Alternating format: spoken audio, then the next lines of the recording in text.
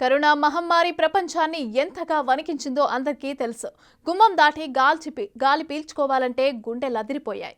కాస్త నలతగా ఉంటే జనజీవాలు నీరుగారిపోయాయి. ఇక కరోనా తాకిడికి అనాథలైన వారు కోకొల్లలైతే శవాల గుట్టలు ఇంకా కళ్ళ ముందు మెదులుతూనే ఉన్నాయి. అయితే ఇంతకంటే 20 రెట్లు ఎక్కువగా ప్రమాదకరమైన మహమ్మారి వస్తే ఎలా ఉంటుందో ఊహించండి. మీ అనుమానం నిజమే. మరో డేంజరస్ డెడ్లీ మహమ్మారి మన ముందే ఉంది. డిసీజ్ ఎక్స్ అనే ఈ వైరస్కు అంతా సిద్ధమవ్వండని హెచ్చరికలు వచ్చేశాయి.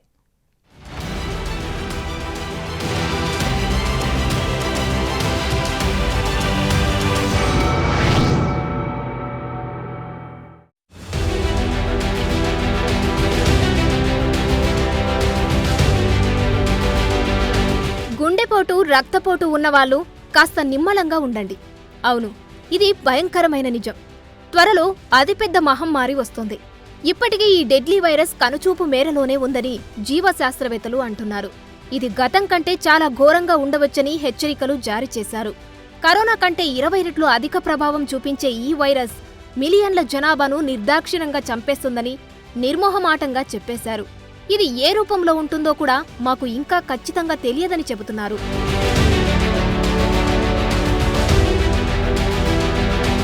ప్రపంచ ఆరోగ్య నిపుణులు చెబుతున్న దాన్ని బట్టి డిసీజ్ ఎక్స్ రావడం కేవలం ఒక అనుమానం మాత్రం కాదు, అనివార్యం. అది కూడా చాలా భయంకరమైనదని నిపుణులు హెచ్చరిస్తున్నారు. మరింత భయంకరమైన విషయమేంటంటే, ఈ విషయాన్ని బయటపెట్టిన బ్రిటన్తో పాటు ప్రపంచ దేశాలు ఏవీ ఇప్పటివరకు దీనికోసం ఇంకా సిద్ధంగా లేవు. ఎలాంటి జాగ్రత్తలు తీసుకోవట్లేదు. ప్రపంచ ఆరోగ్య సంస్థ దీనిని ఒక అరిష్టంగా పిలుస్తుంది. డిసీజ్ ఎక్స్ రాకముందే మరోసారి వ్యాక్సిన్లను ఇంజనీరింగ్ చేసి సరైన సమయంలో పంపిణీ చేయాల్సి ఉంటుందని హెచ్చరించింది. కానీ పరిస్థితులు స్తబ్దుగా ఉండడం వల్ల దీనిపై ఖచ్చితంగా జాగ్రత్తలు తీసుకుంటారని ఎటువంటి హామీ లేకపోవడం ఆశ్చర్యమే కాదు, ఆందోళన కలిగిస్తోంది. ఇదే కనుక జరిగితే కోవిడ్-19 సంక్షోభాన్ని మరిపించే మరింత ఘోరమైన కాలాన్ని ఎదుర్కోవాల్సి వస్తుంది. డిసీజ్ ఎక్స్ గురించి ప్రపంచ ఆరోగ్య సంస్థ WHO ఫిబ్రవరి 2018లోనే వారి బ్లూ ప్రింట్ ప్రాధాన్యత వ్యాధుల షార్ట్ లిస్టులో చేర్చారు. భవిష్యత్తులో అంటువ్యాధికి కారణమయ్యే ఊహాజనిత తెలియని వ్యాధి కారకాలకు సంబంధించి ఈ బ్లూ ప్రింట్ రూపొందించారు. ఈ డిసీజ్ ఎక్స్ అనేది స్పానిష్ ఫ్లూ లాంటిదని, 50 కోట్ల మందిని బలి తీసుకోవచ్చని అంచనా వేస్తున్నారు. WHO వెబ్సైట్లోనే ప్రాధాన్య వ్యాధుల జాబితాలో డిసీజ్ ఎక్స్ ఉంది. ఈ లిస్టులో ఎబోలా వైరస్ వ్యాధి, middle east respiratory syndrome, severe acute respiratory syndrome, Nipah virus, Zika వైరస్లు కూడా ఉన్నాయి. వాస్తవంలో ఇవన్నీ అధిక మరణాల రేటు కలిగిన వ్యాధులు. ఈ జాబితాను మొదట 2017లో ప్రచురించినా 2018లో డిసీజ్ ఎక్స్ గురించి స్పష్టమైన హెచ్చరికలు వచ్చాయి. WHO వెబ్సైట్ ప్రకారం డిసీజ్ ఎక్స్ తీవ్రమైన అంతర్జాతీయ అంటువ్యాధిగా మారవచ్చని చెబుతోంది. ఇది వ్యాధికారక వైరస్, బ్యాక్టీరియం, ఫంగస్ కూడా కావచ్చని శాస్త్రవేత్తల అభిప్రాయం. ఈ మహమ్మారి ఏ మూలలో అయినా దాగి ఉండవచ్చని, దానికి కారణమేమిటో అంచనా వేయడం చాలా కష్టమని WHO హెచ్చరించింది.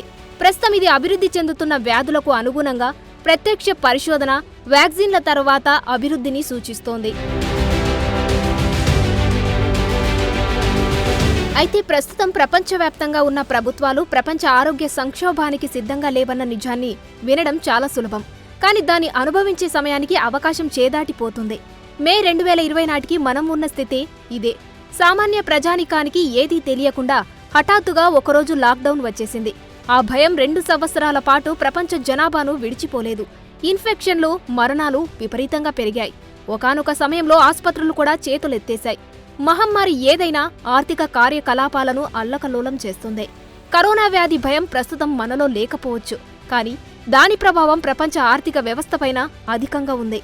అసలు మహమ్మారి ఏదైనా దానికి సామూహిక టీకా మాత్రమే పరిష్కారం. కానీ కోవిడ్-19 వ్యాక్సిన్ కూడా ఆపత్కాల స్థితిలోనే అమలు చేశారు. ఈ మానవ కరోనా వైరస్ వ్యాక్సిన్ ఇంతవరకు ఆమోదించబడలేదు అన్నది వాస్తవం. దాని సైడ్ ఎఫెక్ట్స్ పైన అనుమానాలు అలానే ఉన్నాయి. తట్టుకోలేని నిజమేంటంటే, ల్యాబ్ నుండి జబ్ వరకు ఏదైనా కొత్త వ్యాక్సిన్ల చారిత్రక విజయం రేటు 10% మాత్రమే. కాబట్టి ఇది మానవ శాస్త్రాభివృద్ధికి పెద్ద సవాలు కూడా. కరోనా సమయంలో ప్రపంచవ్యాప్తంగా ఉన్న శాస్త్రవేత్తలు సాధ్యమయ్యే వ్యాక్సిన్లను అభివృద్ధి చేయడానికి యుద్ధవేగంతో పనిచేశారు. ఇందులో అంతర్జాతీయ పోటీ పెరిగింది. కొన్ని నెలల తర్వాత ఏం జరిగిందో మనందరికీ తెలుసు. కరోనా రావడం ఒక భయమైతే టీకా తీసుకోవడానికి కూడా జనం భయపడ్డారు. అందుకే ఇప్పుడు ప్రపంచవ్యాప్తంగా కోవిడ్ టీకాలు తీసుకొని వారు చాలామంది ఉన్నారు. కోవిడ్-19 ఇప్పుడు ఒక సాధారణ అనారోగ్యంగా పరిగణించబడుతోంది. అలాగని ఊపిరి పీల్చుకొని హాయిగా బతకొచ్చు అనుకోలేం. కరోనా వృద్ధులను, దీర్ఘకాల వ్యాధిగ్రస్తులనే బలి తీసుకొని ఉండొచ్చు.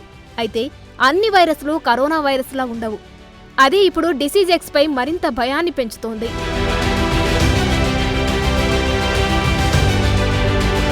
వైరస్ ఎప్పటికప్పుడు కొత్తగా పరివర్తన చెందుతుందని శాస్త్రవేత్తలకు చాలా బాగా తెలుసు. అవి మరింతగా అంటువ్యాధిని వ్యాపింపజేసి మనలో ఉన్న రోగనిరోధక వ్యవస్థలను తప్పించుకోవడంలో మరింత మెరుగ్గా తయారవుతాయి. దీని అర్థమేంటంటే ఇప్పటి వరకు అభివృద్ధి చేసిన అన్ని యాంటీవైరల్ మందులు, వ్యాక్సిన్లను కూడా నిరోధించుకుని కొత్తగా మరో వైరస్ పుడుతుందని, ఈ మార్పు చెందగలిగిన వైరస్నే మనం త్వరలో ఎదుర్కోబోతున్నాం. 100 సంవత్సరాలకు ఒక మహమ్మారి ప్రపంచాన్ని తాకుతుందని ఒక అభిప్రాయం కూడా ఉంది. అయితే కరోనా వచ్చి 100 ఏళ్లు నిండకముందే డిసీజ్ ఎక్స్ రెడీగా ఉండడం పరిస్థితులు ఎలా ఉన్నాయో తెలియజేస్తుంది. 1918, 1919 ఫ్లూ మహమ్మారి ప్రపంచవ్యాప్తంగా కనీసం 50 మిలియన్ల మందిని చంపింది. మొదటి ప్రపంచ యుద్ధంలో మరణించిన వారికంటే 2 ఎక్కువ మంది ఈ ఫ్లూతో మరణించారు.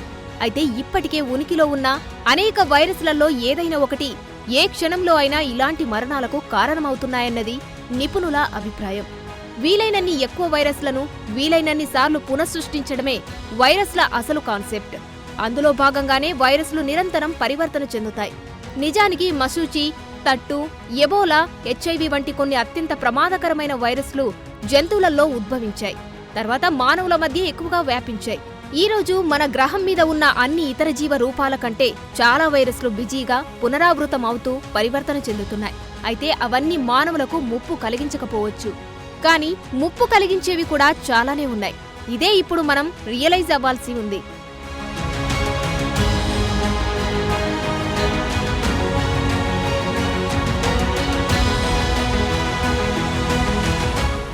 ఇప్పటి వరకు శాస్త్రవేత్తలకు 25 వైరస్ కుటుంబాల గురించి తెలుసు.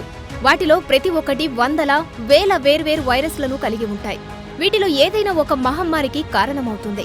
మరింత అధ్వానమైన అంశం ఏంటంటే వాటిలో 1 మిలియన్ కంటే ఎక్కువ మనకు తెలియని వైరస్లు ఉండొచ్చు. అవి ఒక జాతి నుండి మరొక జాతికి మారుతుంటాయి. నాటకీయంగా పరివర్తన చెందుతాయి. కోట్ల కొలది మానవులను చంపగలవు. అందుకే డిసీజ్ ఎక్స్ గురించి హెచ్చరికలు ముందే వచ్చేశాయి. గత కొన్ని దశాబ్దాలుగా మహమ్మారి వేగం పుంజుకోవడం వల్ల కోవిడ్ లాంటిదో అంతకంటే ప్రమాదకరమైనదో త్వరగా వచ్చే అవకాశముందని ఎప్పటి నుండో హెచ్చరికలు ఉన్నాయి. ప్రస్తుతం రాబోతున్న ఈ వైరస్ ఒకే దేశంలోనో లేదంటే ఏదైనా ప్రాంతంలో మాత్రమే ఉండే అంటువ్యాధిలా కాకుండా అనేక దేశాలు, ఖండాలలో కూడా వ్యాపిస్తుందని నిపుణులు భావిస్తున్నారు. నిజానికి కోవిడ్-19 కూడా సహస్రాబ్ది నుండి అభివృద్ధి చెందిన మహమ్మారికి సంబంధించిన 7వ వ్యాప్తిగా శాస్త్రవేత్తలు చెబుతున్నారు. దీనికి ముందు 2002, 2004లో సార్స్, 2004లో H5N1 బర్డ్ ఫ్లూ, 2009లో H1N1 స్వైన్ ఫ్లూ, 2012లో మెర్స్, 2014-16లో ఎబోలా, 2015-16లో జికా వైరస్లు వచ్చాయి. అయితే వీటిలో చాలా వరకు కరోనా అంత ప్రభావాన్ని చూపలేకపోయాయి. అయితే దానికి పలు కారణాలు కూడా ఉండొచ్చు. ఒక విధంగా అది అదృష్టమంటున్నారు నిపుణులు. ఏది ఏమైనా తర్వాత రాబోయే డిసీజ్ ఎక్స్ మహమ్మారిని సులభంగా అంచనా వేయలేమన్నది శాస్త్రవేత్తల అభిప్రాయం.